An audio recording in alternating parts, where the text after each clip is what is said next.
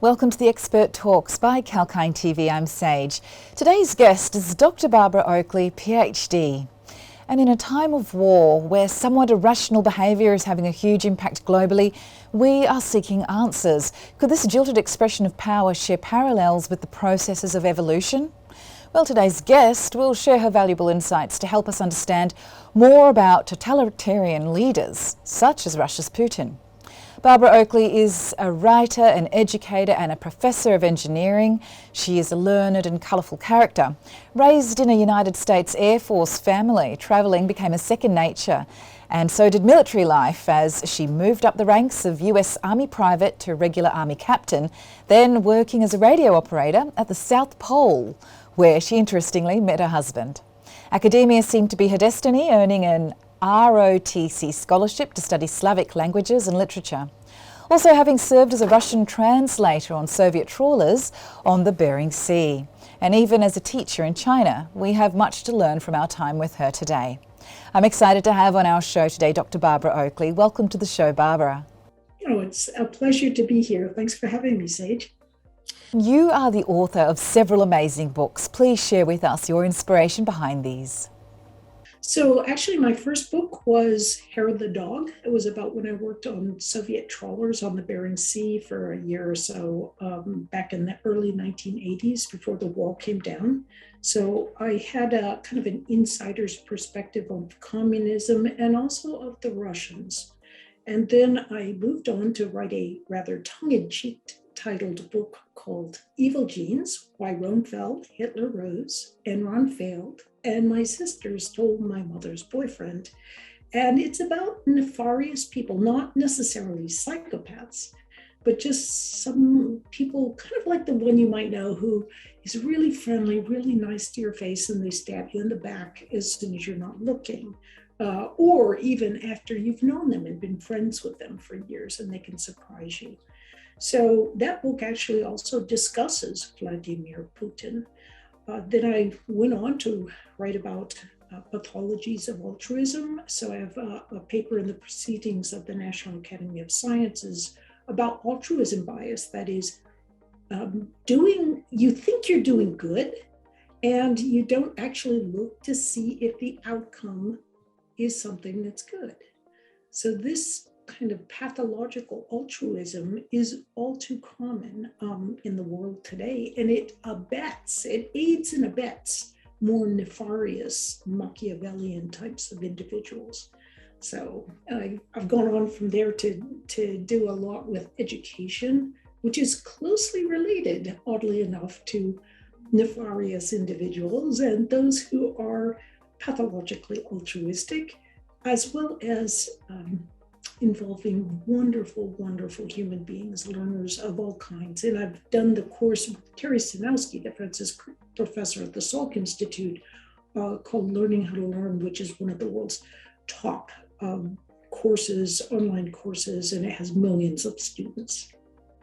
Thank you so much. That's such an interesting concept, pathological altruism. Strangely enough, President Putin was very generous with his Sputnik COVID-19 vaccine last year, especially to India. And this year, amidst the West placing economic sanctions on Russia, India hasn't. Perhaps because they feel indebted to Russia? Although the question always is, how effective were those vaccines in actuality? Very true. Your courses are designed to use neuroscience to assist in learning and teaching. Can you summarise for us how knowing more about brain function aids learning? So, for example, people often think that the best way to learn is to reread something or underline or highlight or maybe do a concept map. That is, write down the key concepts and draw them together in the best way you can think of as far as connecting them. But actually, the best way to learn effectively is to use something called retrieval practice. And you might think, well, what's retrieval practice? It is retrieving a key idea, just trying to remember what you're trying to learn. So draw it from your own mind. And what's actually going on is each time you try to bring that idea to mind from your own brain, not from the page, from your own brain, you are actually knitting together a neural pattern that's involved in whatever that concept, skill, idea, or whatever you're trying to learn. So knowing that, oh, you retrieve facts is important, that can help your learning. But knowing why, knowing that it's actually creating stronger connections between neurons and cementing in those new ideas, people find that really a powerful impetus for them to do and learn whatever they're trying to do and learn, much more so than just being told by a psychologist, oh, try to remember it. That is so interesting. Thank you for sharing that. I find sometimes when I'm doing short answer questions in a test environment and there's a time limit and you notice the time running out, I tend to freeze and my brain stops working when I get tense. I believe that could be the opposite to what you have just explained. Would I be on the right track? You are on the right track. And here's an important related point. And that is, let's say you have this time test. You have some sort of, you've got 1 hour, it's a final exam, and you've got 15 questions, and they're pretty hard. If you have done retrieval practice in your original practicing to prepare for that exam, you will do much better under the stress of the exam, of knowing that you have to do these problems very quickly. If you've retrieved a lot of times beforehand, you'll have cemented those connections in so that even under conditions of stress, you can quickly pull it to mind and handle these questions much more effectively.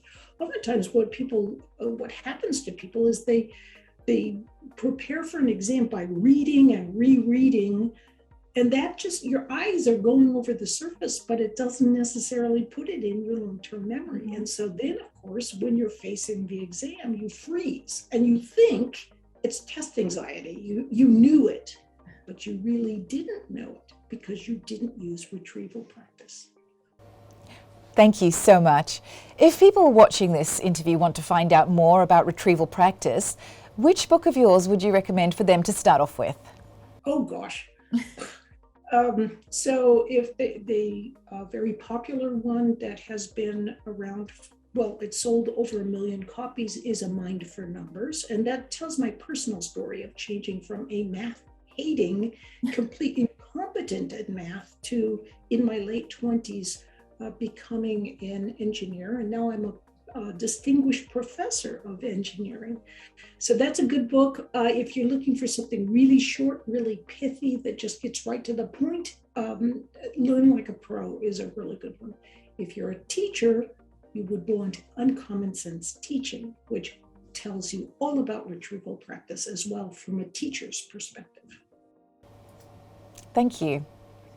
You are traveling around Eastern Europe shortly. What is the purpose of this tour?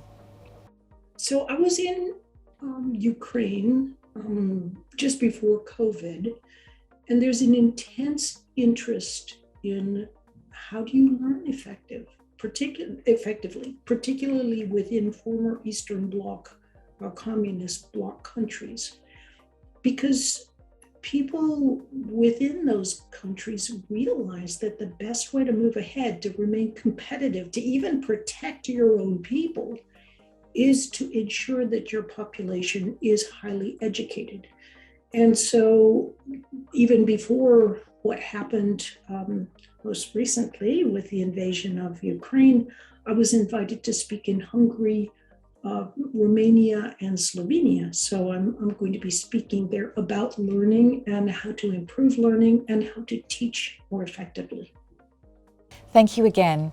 It just seems that Russia is almost constantly in conflict with the surrounding nations. It was only about 2008 when the Georgian war was taking place and Russia's economy suffered from that. I really can't understand the impetus behind Putin's actions. Do you have any insight to share on this, please? A lot of times in these kinds of instances where you have a totalitarian dictator, in essence, and that's whether it's a fascist regime or a communist regime. So we can talk about Stalin, we can talk about Mao, we can talk about Mussolini or whoever you might like. But the key commonality is that often these leaders are extremely narcissistic. narcissism, as it turns out, is one of the most strongly heritable of traits. And what a narcissist feels is that pretty much anything, they're hardwired to feel that anything that helps them is a good thing, because they're kind of wired that way. So if they lie, cheat, steal, do whatever, that's not a bad thing if it's helping them. So that's their underlying calculation.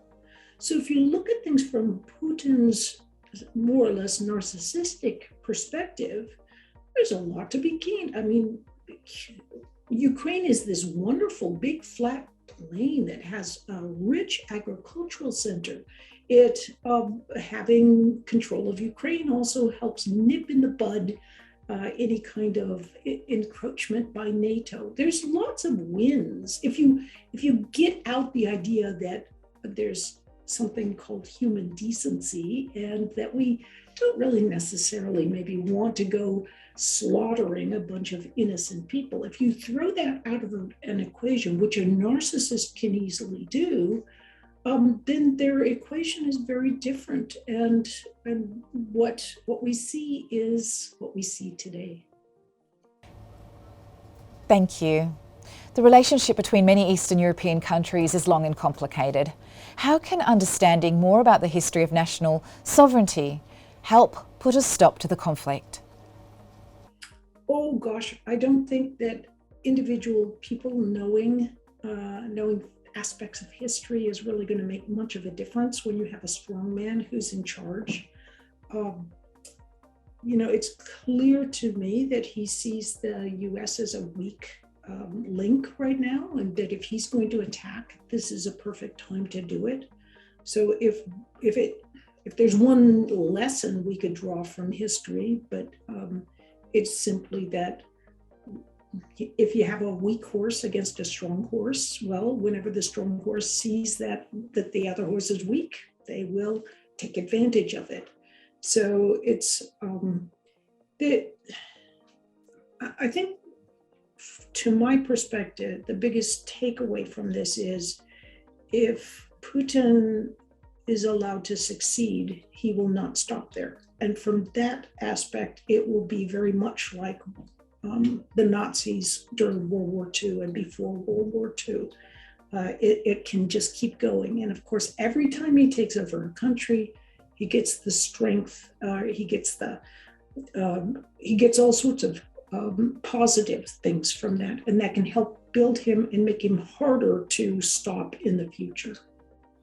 Sadly, in a lot of cases, kindness is thought of as a weakness, especially so when in positions of power. It reminds me of the predator and the prey scenario. Would you agree? I would. In fact, I was talking with someone recently and they were like, if we just get rid of these malevolent leaders, and I'm like, that will work. I mean, not only can we not get rid of malevolent leaders, it's also when you have wimpy, ostensibly kind leaders who aren't kind of intimidating because you don't know what they're going to do. You need them to be able to stand against someone who is actually pretty nefarious. So it's, kindness can actually be a very, very bad thing when it comes to situations like what we have now. It is extremely complex. China's One Belt, One Road initiative is often criticised on the basis of what China's true intentions are for helping emerging economies to build their infrastructure. I don't think it's a question really about what their intentions actually are in those countries. And on to the mainline discussion. Many Russian people don't agree with the actions of their leader. Some soldiers are just teenagers who don't really understand what the war is about. However, I'm sure many do agree with Putin. It's difficult to differentiate, but how can the world remain neutral to Russia's people if their leader is making decisions many of them do not agree with? Do you have any advice for us as the author of Pathological Altruism, please? Oh, that is a really tough one because to my mind, a best approach is maybe a little counterintuitive. I do think it's important to cut off ties and to provide sanctions insofar as possible. But at the same time, the more we can let the Russians inside Russia know what the world is thinking, the more they're able to hear that, I think the better it is for Russia itself. Because some countries, for example, what Hitler did during World War II was to really isolate the Germans so that they could not know what any kind of criticism of the regime actually was. And Voice of America in the years after, during the Cold War, was a powerful voice in sending radio signals and shows to Eastern Europe to kind of, as a beacon of hope, to try to help them understand that there were people that were out there rooting for them. Although at the same time, there was a little bit of a flip side that was negative for that, because it encouraged the Hungarians to revolt when in reality, nobody was going to come in and support them after they revolted. But I do think in any case, the more that we can, all Russians aren't bad, and many do not support the Putin regime, and many very, very brave Russians have spoken out against Putin and his and what he's doing. And this is an incredibly brave thing to do. It's hard for people to realize just how dangerous that can be. Mm-hmm. And so, I think just, doing as we're doing to the extent of trying to economically provide sanctions, but also just still allowing them to know what the world is thinking. I wish I was,